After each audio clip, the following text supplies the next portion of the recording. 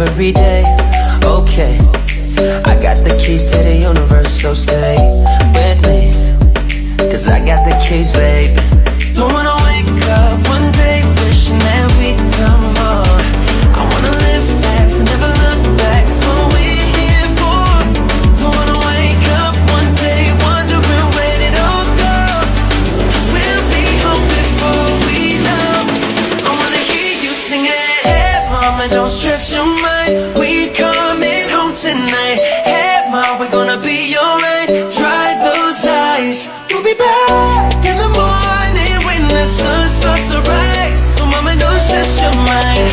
So mama, don't stress your mind.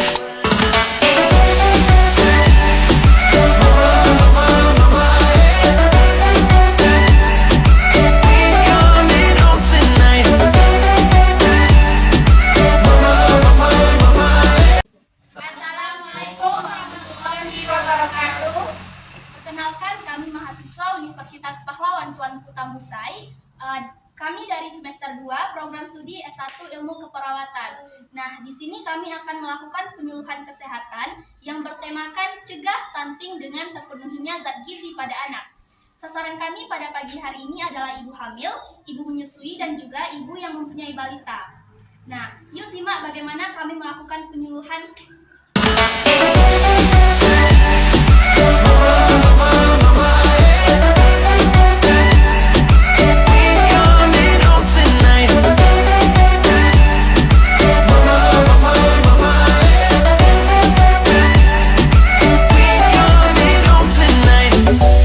Should we run to?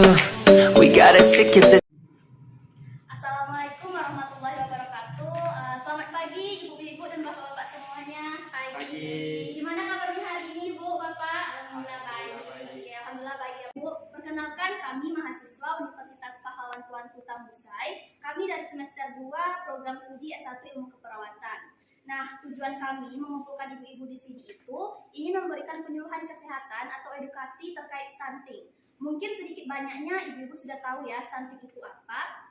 Nah, di sini kami memberikan edukasi itu agar ibu bisa menghindari anak ibu atau calon anaknya dari stunting ini, karena kan stunting ini berbahaya ya Bu. Jadi kita itu harus menghindarinya. Nah, sebelum itu izinkan kami memperkenalkan diri terlebih dahulu. Pertama perkenalkan saya Fiona, kemudian di samping saya Wirda, lalu di sampingnya lagi yang pakai kacamata itu Rani, atau bisa juga dipanggil Putri. Kemudian yang cowok itu namanya Rido. Nah, baik, kita langsung saja masuk ke pembahasan ya Ibu. Kami nanti akan menjelaskannya secara bergantian. Yang pertama akan saya jelaskan terlebih dahulu. Nah, yang pertama, apa itu stunting? Mungkin ibu-ibu sudah tidak asing lagi ya dengan mendengar kata stunting. Ibu-ibu di sini ada yang tahu stunting itu apa? Ya, benar sekali. Stunting itu adalah anak yang tumbuh pendek atau disebut juga kerdil ya Ibu. Jadi secara rincinya begini, stunting itu adalah sebutan untuk masalah gizi kronis karena kurangnya asupan gizi dalam jangka waktu yang panjang sehingga terganggunya pertumbuhan pada anak. Nah, stunting ini juga menjadi salah satu penyebab kenapa pertumbuhan anak itu terhambat. Jadi tinggi badan anak yang stunting ini akan lebih rendah dibandingkan dengan anak-anak seusianya. Nah, tidak jarang juga masyarakat banyak yang menganggap bahwa kondisi tubuh yang pendek itu merupakan faktor genetika atau faktor keturunan dan tidak ada kaitannya dengan masalah kesehatan. Padahal faktanya, faktor genetika ini memiliki pengaruh kecil terhadap kondisi kesehatan seseorang loh Ibu, jika dibandingkan dengan faktor lingkungan dan pelayanan kesehatan. Dan juga biasanya stunting ini mulai terjadi saat anak masih berada dalam kandungan dan akan terlihat saat anak menginjak usia 2 tahun. Selain anak yang tumbuh pendek, anak yang stunting juga akan memiliki IQ atau kemampuan berpikir yang lebih rendah dibandingkan dengan IQ anak normal lainnya. Nah, di sini ada beberapa ciri-ciri atau gejala-gejala anak stunting yang bisa kita kenali. Yang pertama itu wajah anak stunting tampak lebih muda dibandingkan dengan anak seusianya. Lalu yang kedua, pertumbuhan tubuh dan giginya itu terlambat. Yang ketiga, memiliki kemampuan fokus dan memori belajar yang buruk. Jadi anak stunting ini kalau lagi belajar itu tidak fokus atau kurang fokus, kemudian kemampuan belajarnya atau prestasinya di sekolah itu lebih rendah dibandingkan dengan teman-teman seusianya. Kemudian yang keempat, pubertas itu terlambat baik itu pada laki-laki maupun pada perempuan. Kemudian yang kelima, pada saat menginjak usia 8-10 tahun, anak stunting ini akan cenderung pendiam dan tidak banyak melakukan kontak mata dengan orang-orang sekitarnya. Jadi anak stunting ini tidak banyak bicara dengan teman-temannya. Kemudian yang terakhir, tentunya berat badannya itu lebih ringan dibandingkan dengan anak-anak seusianya.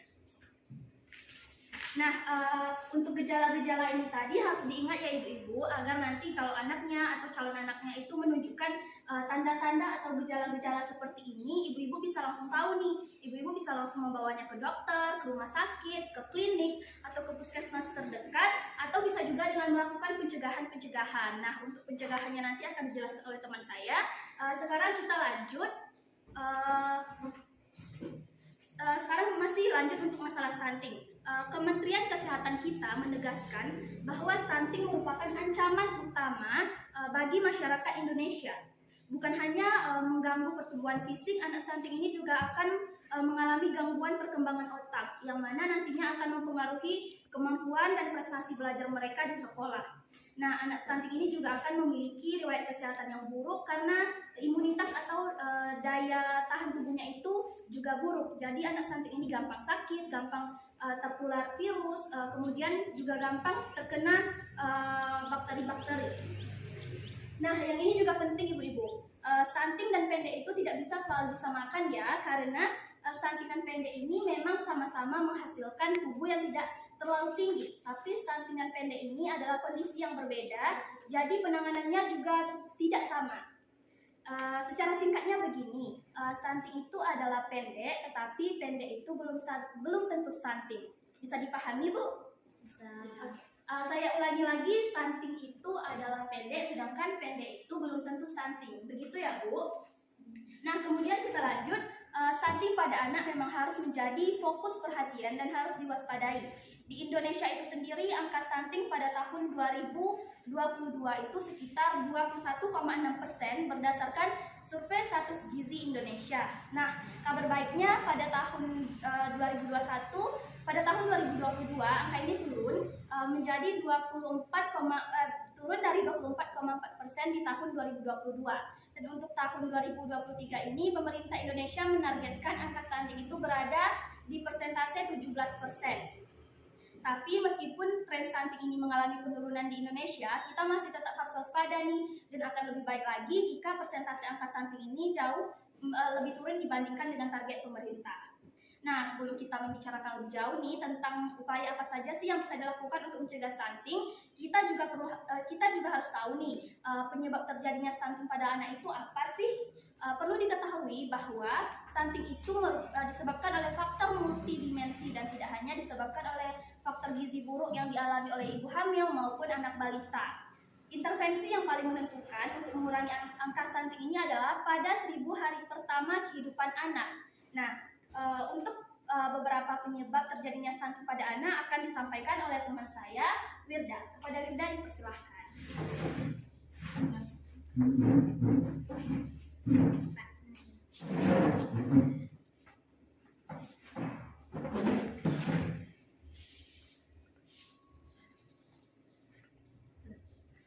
Penyebab stunting pada anak itu disebabkan oleh beberapa penyebab. Yang pertama yaitu kurangnya gizi dalam waktu jangka yang lama. Tanpa disadari, stunting juga dasarnya sudah bisa terjadi pada anak yang di dalam kandungan. Sebab sejak di dalam kandungan, anak bisa mengalami masalah kekurangan gizi. Penyebabnya adalah yang mana ibu tersebut kurangnya dalam mengakses makanan yang berprotein tinggi atau kurangnya dalam mengonsumsi vitamin dan mineral. Ibu juga berperan penting dalam kondisi malnutrisi janinnya dan juga terhadap anaknya. Kekurangan gizi ini juga merupakan penyebab utama terjadinya stunting pada anak. Yang kedua yaitu pola makan. Pola makan juga bisa menyebabkan stunting, yaitu rendahnya akses terhadap makanan dengan nilai gizi yang tinggi dan serta menu makanan yang tidak seimbang dapat memenuhi pertumbuhan dan juga mengakibatkan risiko tingginya stunting. Hal ini dikarenakan ibu yang kurang mengerti terhadap konsep apanya itu gizi, baik itu sebelum melahirkan, saat melahirkan, dan sudah melahirkan. Yang ketiga yaitu tidak melakukan perawatan pasca melahirkan. Setelah bayi lahir, sebaiknya ibu dan anak juga dapat menerima perawatan pasca melahirkan. Sangat dianjurkan juga bagi bayi untuk menerima asupan ASI agar dapat memperkuat imunitas tubuh pada anak. Perawatan pasca melahirkan ini dianggap perlu, yaitu untuk mendeteksi gangguan yang mungkin dialami ibu dan anak saat setelah persalinan. Yang keempat bisa kita lihat yaitu faktor sakit infeksi yang berulang. Sakit infeksi yang berulang kali yang terjadi pada anak disebabkan oleh sistem imunitas anak yang tidak bekerja secara maksimal. Saat imunitas tubuh anak tidak berfungsi dengan baik, maka risiko terkena berbagai macam penyakitnya termasuk stunting itu menjadi lebih tinggi. Karena itu, stunting merupakan penyakit yang rentan yang terjadi pada anak, baik ada kalanya ibu-ibu juga memperhatikan imunitas buah hatinya agar terjaga dengan baik. Selanjutnya yang kelima, faktor sanitasi atau kebersihan. Faktor sanitasi atau kebersihan yaitu gaya hidup yang buruk serta keterbatasan akses pada air bersih juga dapat mempengaruhi risiko terjadinya stunting pada anak. Bila anak tumbuh dalam keadaan lingkungan yang buruk dan kondisi air yang tidak layak, hal ini sangat dapat mempengaruhi pertumbuhan anak dan juga rendahnya akses dan juga hal ini juga dapat mempengaruhi terhadap terjadinya stunting. Juga selanjutnya rendahnya akses terhadap pelayanan kesehatan seperti pelayanan puskesmas juga merupakan salah satu terjadinya penyebab stunting pada anak. Selanjutnya akan disampaikan oleh teman saya.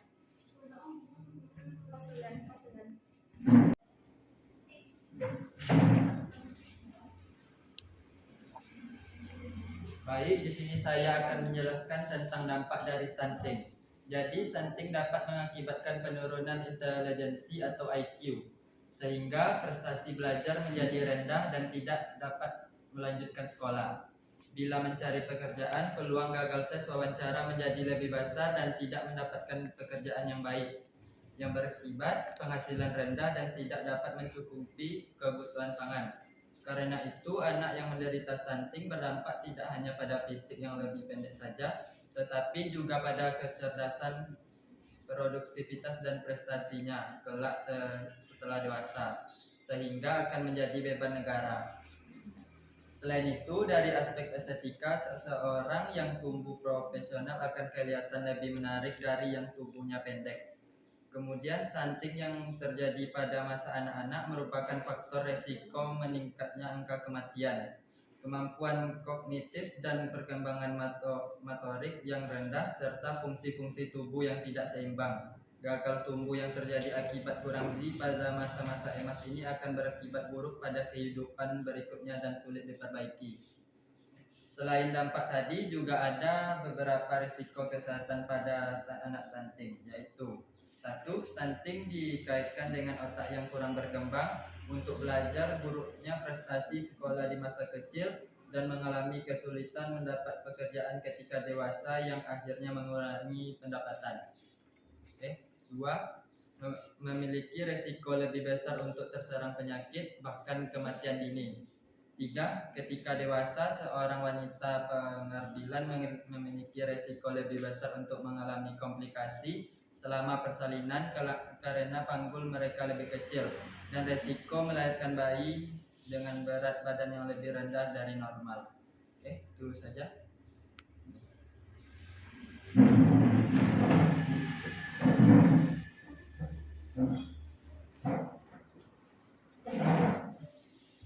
Baik, sini saya akan menjelaskan tentang langsung saja kita masuk ke pencegahan. mengenai pencegahan stunting. Tentunya ibu-ibu di sini tidak mau kan anak-anaknya ataupun calon anaknya terkena stunting.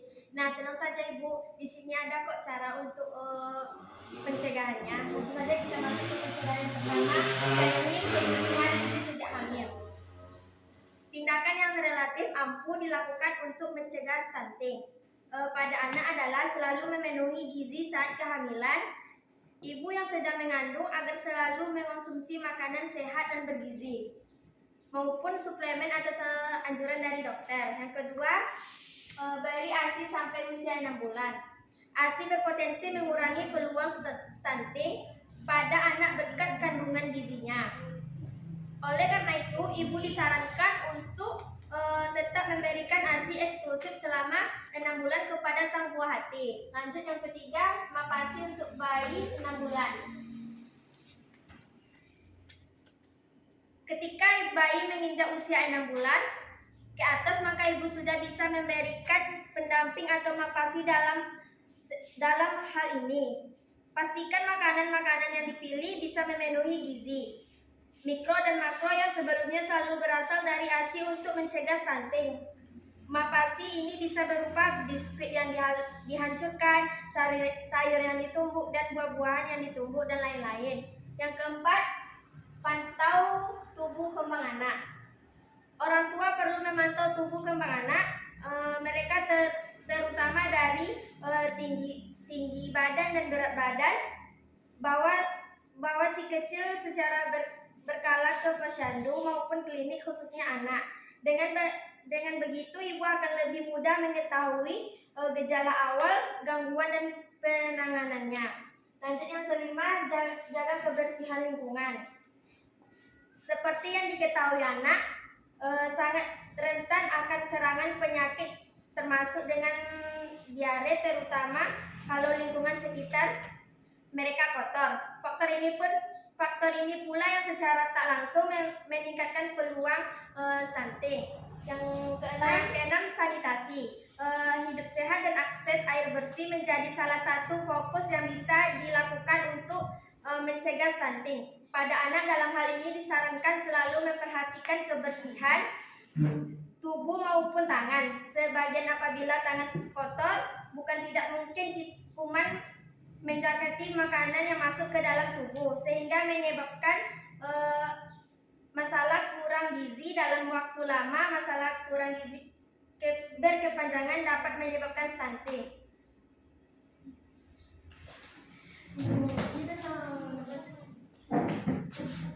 Oke, saya ingin sedikit menambahkan ya ibu-ibu terkait dengan zat gizi yang dibutuhkan untuk mencegah stunting. Nah, tadi berdasarkan penyampaian teman saya dari beberapa pencegahan yang disebutkan tadi, salah satunya itu ada tentang pemenuhan zat gizi. Nah, di sini saya akan lebih menekankan pada zat gizinya karena sesuai dengan tema penyuluhan kami yaitu tentang cegah stunting dengan terpenuhinya zat gizi pada anak. Pastinya di sini ibu-ibu sudah tahu ya dengan istilah menu 4 sehat 5 sempurna. Nah, menu 4 sehat 5 sempurna ini sama loh artinya dengan gizi seimbang. Di sini ada yang tahu nggak gizi seimbang itu apa sih sebenarnya? Nah, jadi gizi seimbang itu bukan artinya sama besar, sama banyak, atau sama berat ya ibu. Gizi seimbang itu adalah susunan makanan sehari-hari berdasarkan jenis dan jumlah zat gizi yang kita butuhkan yang disesuaikan dengan kebutuhan tubuh. Tentunya kebutuhan tubuh satu orang dengan orang lain itu berbeda. Misalnya gini, zat gizi yang dibutuhkan oleh seorang anak bayi dengan yang sudah remaja itu pasti berbeda, atau zat gizi yang dibutuhkan ibu hamil dengan ibu yang tidak hamil juga pasti berbeda. Atau bisa juga zat gizi yang dibutuhkan oleh seorang lansia dengan yang masih muda itu juga pasti berbeda. Nah, di sini pasti nggak ada kan ibu-ibu yang mau anaknya kena stunting, karena kan seperti yang saya sampaikan stunting itu berbahaya dan dampaknya juga banyak. Nah, salah satu pencegahannya itu tadi adalah dengan asupan gizi seimbang yang diberikan pada ibu hamil dan juga pada balita. Jadi asupan gizi seimbang ini bukan hanya diberikan setelah bayi lahir, tapi saat bayi masih dalam kandungan, asupan gizi seimbangnya juga harus diperhatikan melalui ibunya. Jadi ibu hamil itu harus diperhatikan pola makannya karena nanti akan mempengaruhi janin yang dikandungnya. Nah, di sini ada beberapa nutrisi penting yang dibutuhkan untuk mencegah stunting. Yang pertama itu ada karbohidrat. Karbohidrat ini seperti yang kita tahu itu gunanya sebagai sumber utama atau sumber energi bagi tubuh. Karbohidrat ini ada dua. Yang pertama itu karbohidrat kompleks, yang mana bisa kita temukan pada beras atau nasi, roti, pada pasta. Lalu karbohidrat yang kedua itu adalah karbohidrat sederhana, yang bisa kita temukan pada gula pasir, permen, dan juga sirup. Kemudian nutrisi yang penting yang kedua itu ada lemak. Lemak ini gunanya untuk pertumbuhan otak pada anak. Nah, dalam memberikan lemak kepada anak yang harus diperhatikan itu adalah semakin muda usia anak, komposisi lemak yang diberikan itu semakin banyak atau semakin tinggi. Namun semakin anak bertambah dewasa, maka komposisi lemak yang diberikan itu semakin berkurang. Kemudian yang ketiga ada protein. Protein ini bisa kita dapatkan dari sumber hewani seperti telur, susu, daging, ikan, ayam. Kemudian juga bisa kita dapatkan dari sumber nabati seperti kacang-kacangan. Kemudian nutrisi yang keempat ada kalsium. Kalsium ini bisa kita dapatkan dari susu, yogurt, keju, kemudian pada ikan teri kering, pada belut, pada sayuran hijau. Kalsium ini gunanya untuk pertumbuhan tulang dan gigi pada anak. Kemudian yang kelima ada zinc. Zinc ini bisa kita dapatkan pada hati, kerang, telur, dan kacang-kacangan. Kemudian yang keenam, zat besi. Zat besi ini gunanya untuk menunjang perkembangan otak pada anak dan juga otot pada anak. Kemudian juga untuk mencegah anemia dan juga untuk imunitas atau daya tahan tubuh anak. Nah, zat besi ini terdapat pada hati, telur, ikan, kacang-kacangan, kemudian pada sayuran hijau dan pada buah-buahan. Kemudian nutrisi yang ketujuh itu yodium. Yodium gunanya untuk mengoptimalkan kecerdasan otak anak. Yodium bisa kita temukan pada kerang, udang, rumput laut, dan pada ikan laut. Lalu nutrisi yang terakhir itu ada asam folat. Asam folat ini bisa kita temukan pada lobak, kemudian kacang-kacangan, sereal, dan juga pada sayuran. Nah, itu tadi penjelasan kami. Kami tadi menjelaskan mulai dari pengertiannya, kemudian ciri-ciri anak yang terkena stunting, dampaknya, penyebabnya, pencegahannya, dan juga ada nutrisinya. Nah, mungkin ada beberapa ibu-ibu yang kurang paham atau yang kurang mengerti dari penjelasan kami. Jika ada yang ingin ditanyakan, silakan ya Ibu, bisa angkat tangannya, sebutkan pertanyaannya, dan sebutkan juga namanya.